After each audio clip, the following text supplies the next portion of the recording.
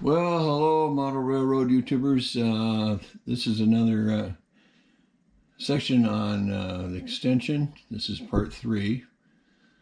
So I've been rather quiet. I've been busy working on the mining scene, but I managed to get a few other things done. First of all, let me move these gondolas. This little depot didn't have a loading dock on it, so I created one for it. I just made it out of some scrap wood that I had laying around in my bin, my scrap bin. And so that guy's probably going to go right there somewhere at the end of this tail track. And then the other thing is, of course, we've been doing some operations. I had a friend over here the other day, so that's why these cars are on here. But I also decided to add a tool car to the scene, and so that required creating some vents underneath it, stained them out, and add them onto the car. And I'll get some light on it. Yeah, so raising them up to a height that I thought was satisfactory for it sitting in the dirt. And so that's now going to go on the scene, probably just about where that's at. The big excitement is the, let me move this, is that I have finished the winch house, as we see right here, for the coal mine tipple scene. So it's now done, and turned out pretty good, I think.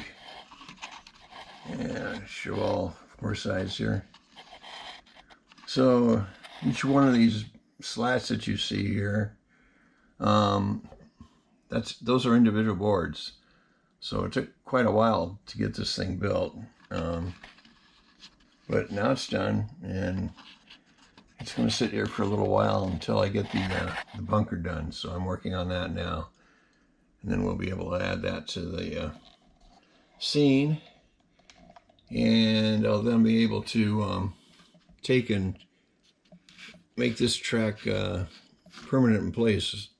But right now I don't know what the distance will be. So, and then the other thing, I had an epiphany this morning. I'm going to have a winch here, because we're going to do a dragline scene up in here to this hill, pulling logs down off the hill. But it's steam, and it's a cool little model. But I'm in 1983, etc., etc. So I'm going to have to find a winch and dragline system that has a diesel motor on it, and change that out. That won't be too hard to do, but. So those are some of the things that are going on with the extension. And then I want to move over to the other side of the layout and talk about some new items that I have picked up for the Mount Rainier Scenic Railroad. So stay tuned. Oh yeah, I also forgot to mention that I have now put some lighting over this area. I have, as you can see up here, some LED light strips that I installed. It was really dark over here, and then par can lights in the ceiling were too far away from the layout. So I've brightened this up with these new LED lights, and also I added a fascia so it wouldn't be glaring in my face, and that's just some foam core with some command strips stuck on it, and it's attached up to the base of the light fixture. These are really simple to use. They're extremely light. They're made from a company called Forest Lighting, and yeah, okay, so there's the name right there.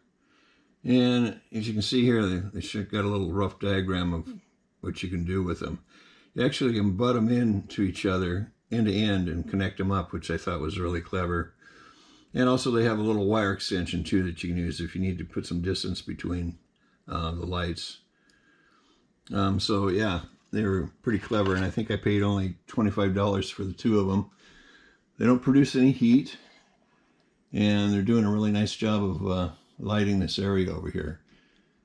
I've been really unhappy with the lighting over here. It's hard to photograph the layout when you're in the dark all the time. I also was able to get a lighting temperature of 3500K, which is what I'm using on the lower side as well. So that was nice. So I've got a lighting temperature that's the same. Okay, so now let's go to the other side of the layout and talk about some new purchases. Alrighty, so some new and used items that I picked up at the hobby shop the other day is these Blair line signs, and they're printed out on a thin acetate sheet. I got some stop signs, and I got some railroad signs, and I also got some posts, and then I got some speed signs in black and white. So we picked those up. So that's 101, 102, and 103. And 198 is the number for the posts. Those are the part numbers. The next thing that I picked up was a small 30-foot tank car from Walthers. Relatively easy kit to put together, including the trucks. And I picked that up for it was $9, something like that. So I like shorty tank cars. They look better on my layout. I don't have a big layout, so that'll work for my fuel depot operations. And the next thing on the list is a new used Walthers tail car, the observation car. I've been looking for one of these for a long time, but I didn't want to pay that. I think it's like almost $90 for the cars now. So, and I picked this one up for about half that.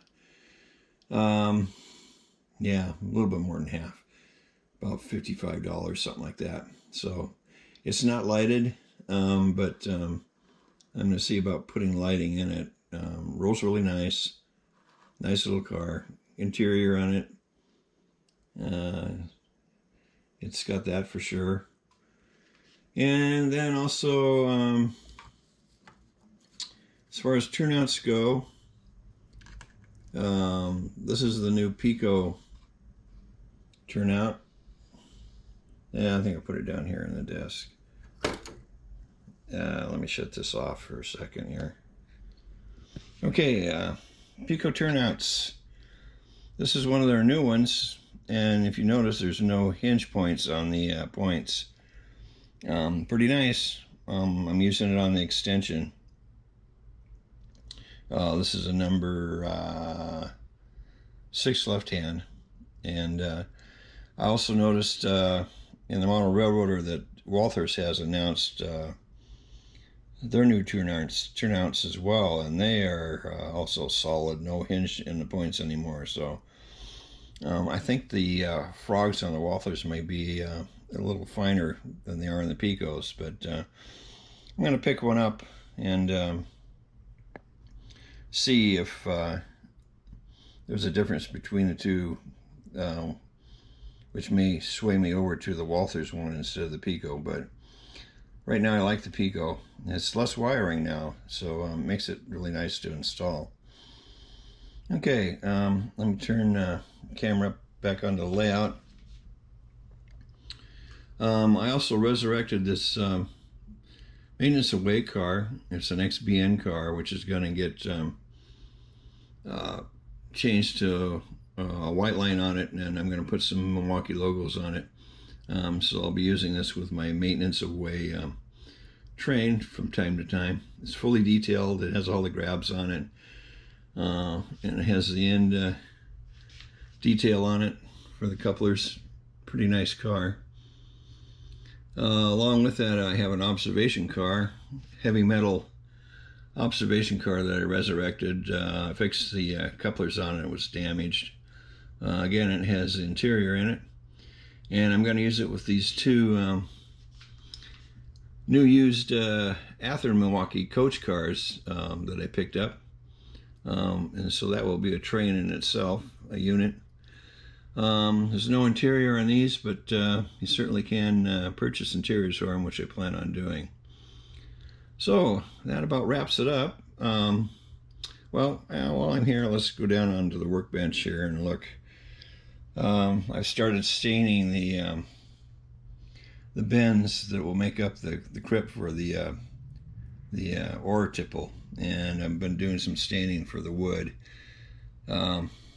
It's a laborious task trying to put one of these Craftsman kits together, but when you get done, you really got something that you can be proud of. So,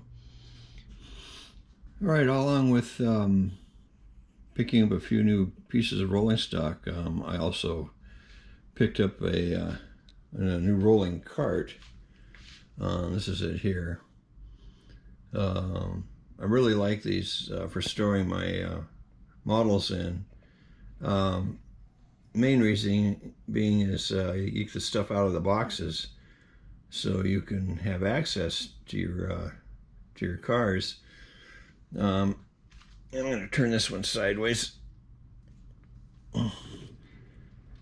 And so they come in 10 trays, and these just slide out. They're simple plastic trays. And I put some anti-slip stuff in the bottom so the cars wouldn't roll around. But as you can see here, I can create sets for my train cars to go in. So it's pretty nice. For instance, I can take, let's take this heavy steel car, for instance. We can just pick that up and place it in the tray, and then the other two cars that are on the track could go in here as well, and we just close the door and there it is. Voila, we've got it. And you have a little sight because there's a gap here, so you can kind of tell what you've done, you know, what you put in what tray. Makes it nice. And there's also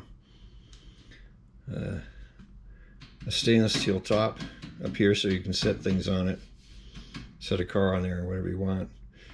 Now they roll really nice, and they've got locking wheels on the front if you don't want it rolling around. But yeah, I picked up another one. This one's a little shorter. The trays are a little shallower than my first one that I purchased, but it works fine. And I think I just mentioned that they hold about 80 cars, so I now have just about everything as far as what type of rolling stock I want to use on the layout in these two carts, and it serves its purpose. Gets it out of off the shelf and out of the box, and it eliminates a lot of manhandling. Okay, so I just wanted to share that with you. I bought these on Amazon, and I really like them. They do a good job. That's about it for now, and I appreciate everybody that's been subscribing to my channel and patiently waiting for new videos to come out. I'm not a high producer, but I certainly enjoy sharing the hobby with those out there that wish to join in and watch my videos. So thank you very much. We've gone from 8 to 11 subscribers just in 2 months, so things are starting to look a little better, and I appreciate your patronage. So thank you for watching.